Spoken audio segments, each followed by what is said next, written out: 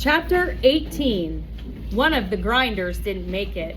The boy I'd seen looking so listless.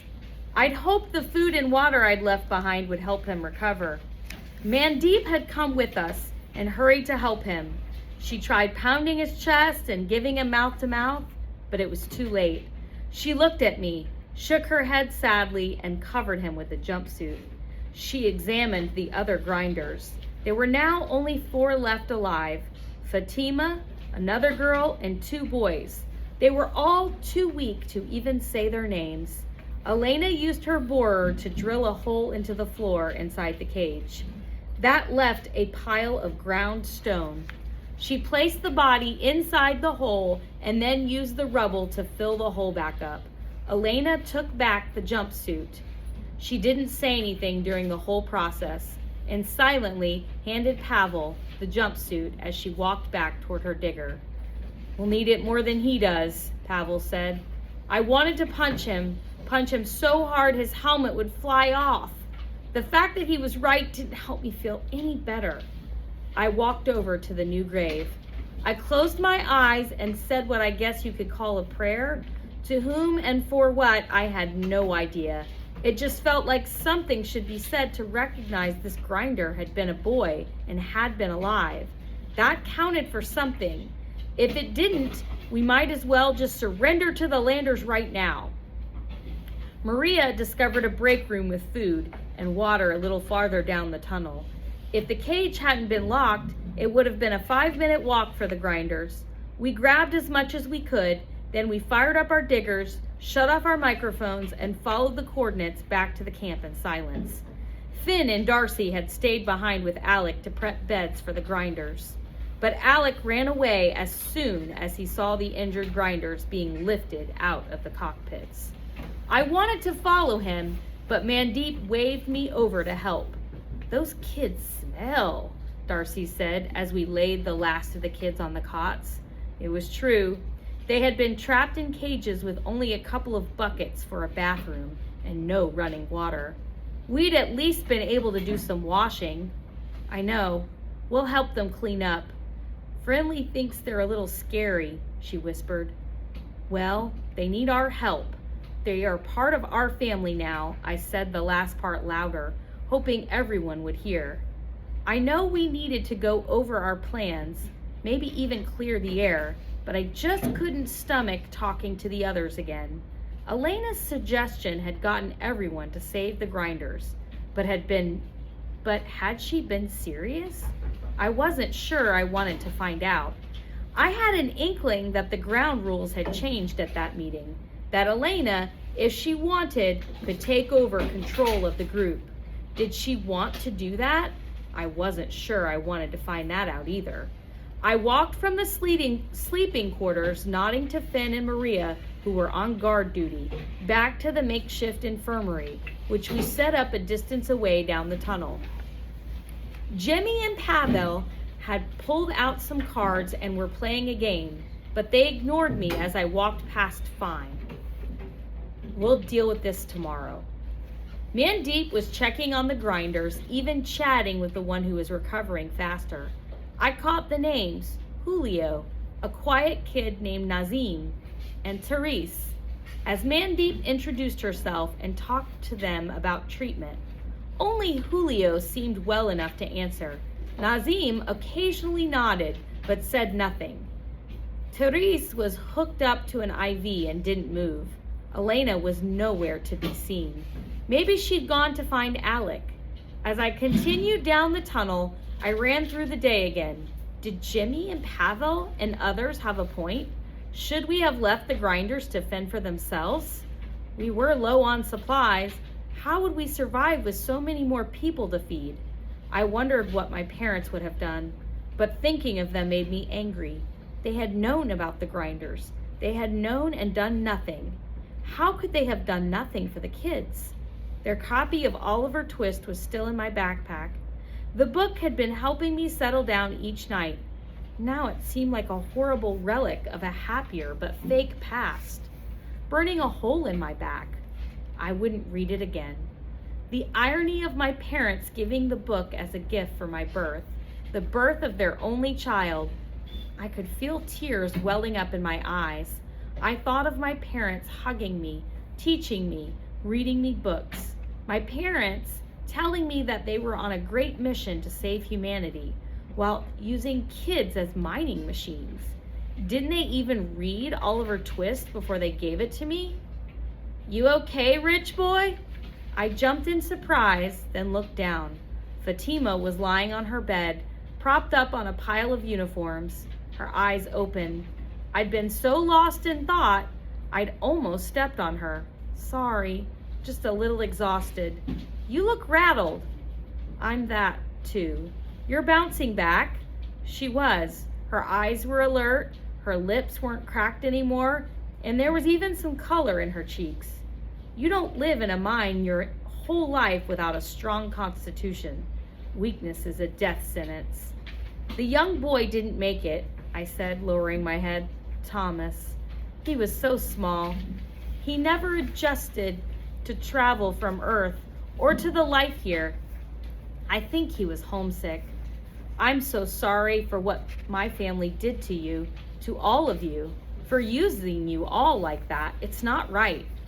Fatima just stared straight ahead. So now that you all know we're here, what are you going to do about us? There's actually a bit of a debate about that right now. She nodded. It's always like that. There was even some debate in the cage about who should get what and when, who should risk their lives trying to escape.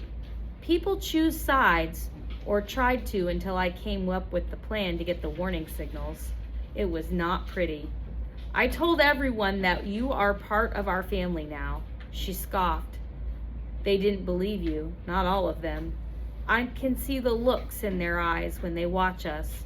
And who says we want to be part of your family? Well, don't you think we can help you? Fatima looked at me with one eyebrow raised. She lifted her hands and held them out like the trays on a balance. Let's see, over here. She wiggled her left hand. There are 4 kids who know the miners like the back of their hands and have survived underground for years.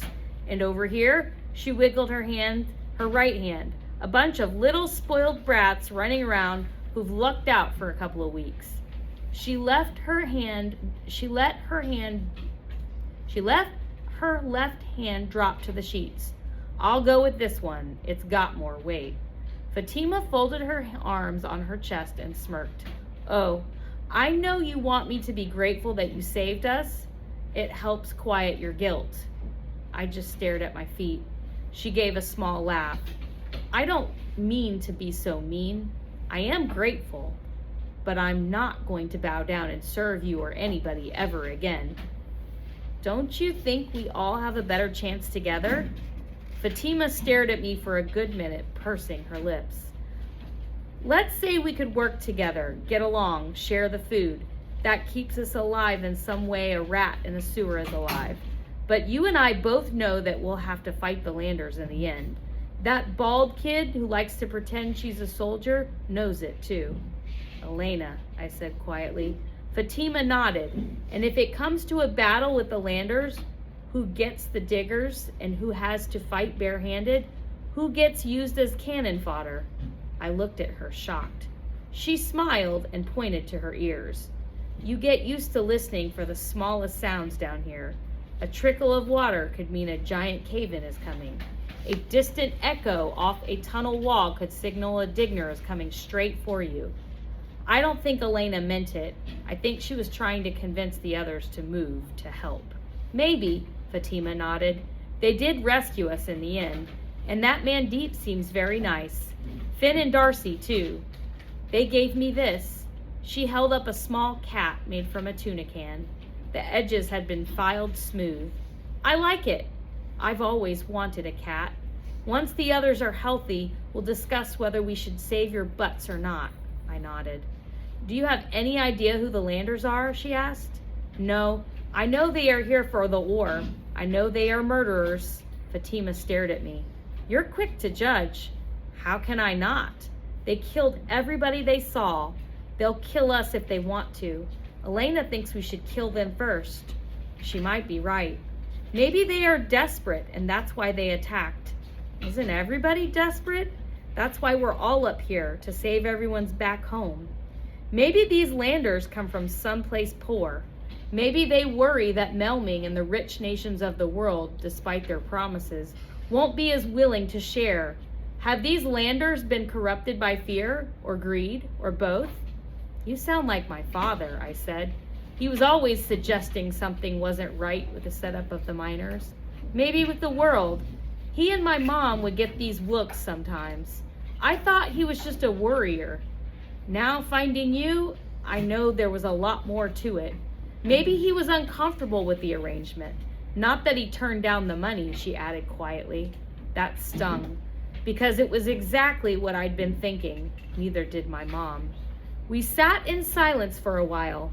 Do you hate me? I asked. I don't hate. Hate does no good. I don't even hate Melming Mining. We are what makes the great mission great, I said bitterly. Fatima took a deep breath. Back in the digger, I told you my parents sold me. They made a horrible choice, but they made that choice because they needed money. They needed to shed a hungry mouth from a large family. I don't forgive them, but I don't condemn them. If I hate anything, I hate a world that makes people make that choice. She yawned. I need to sleep. Your shoulder is softer than these uniforms. Maybe I can rest my head on you again? I raised my eyebrows at her. I'm joking, but if you want to stay there for a bit, that's fine with me. Something about you does make me feel safe. Okay, I said. I wasn't sure what to do. Sit there, I guessed. I thought about the book in my backpack again. I thought about what Fatima had said about the world being gray. I'd started reading Oliver Twist to find out why it was so important to my parents. Maybe I needed to do that still. I quietly slipped the backpack from my shoulder. Fatima breathed softly next to me. I pulled out the book. The flashlight fell out at the same time and it dinged off the floor. Fatima stirred. Sorry, I whispered. Stupid broken flashlight. I should have thrown it out. Fatima looked at the flashlight and grabbed it suddenly. Where did you get this? She asked, holding it up and flicking it on and off. My father. But it doesn't work. She shook her head. It works perfectly. There's no light. It's a different kind of flashlight. I must have looked confused. It's not for illumination, but for finding hidden trails inside the crevices. Oh, I said, not entirely sure what she meant. But we don't have lights in these holes, like the miners do in the main tunnels. So when we blaze trails in the seam, we make dots on the wall with a special paint. It can only be seen using this kind of light. Fatima handed me the flashlight. This is very old. The ones we use today are much smaller. She pulled one out of her pocket and showed me. It was barely the size of a pinky finger. Why did your father give this to you? I didn't answer. My mind raced. Maybe there had been no physical map to lose after all. Had my father left a trail of dots on the tunnel walls? Was I supposed to use the flashlight to find them and follow them? That could take forever. No. My father had said there was a map in the backpack. He said I needed the flashlight, but I'd assumed that meant I'd need a light to read in the tunnels. I flipped the book open to the front cover and shone the light on the page. There was nothing. I tried flipping through the book from front to back, but still saw nothing. What should it look like? I said, panicking. Purple, but it's too bright in here. You need to be in the dark to see the markings. She offered me one of her blankets. I threw it over my head and hunched over the book to block even more of the light. I smiled. This was how I read most nights in my room. I could almost hear my mom telling me to go to sleep. Nothing appeared on the first few pages. I kept turning. Then I saw it. A purple circle in the upper right corner of page 4. The circle was around the page number. I scanned the rest of the page, but that was it. I turned page after page and found more markings, always around the page numbers. Some pages had one circle around the page number, some two. Some had a box, and then some had an X through the page number. In the end, I had discovered a series of numbers. That was it. Nothing to tell me what they meant or what sequence they represented or didn't. I grabbed my pen and circled down the numbers on the back cover. And surrounded by boxes 47, 20, 283, and 371. Obviously, it was a code. But what kind of code? I flipped through the book again. There was nothing else. The first few page numbers weren't even from the story itself, but the introduction. Some pages mentioned parts of London. Some didn't mention anything at all. There was no pattern. My dad believed I'd find the numbers eventually, so there had to be a way to decode them on my own. My dad liked to call me a genius, but I knew I wasn't, not really. I took off the blanket. Fatima was fast asleep. I lay on the cold floor and put the blanket over both of us. Then I shifted my helmet over my eyes to block out the light.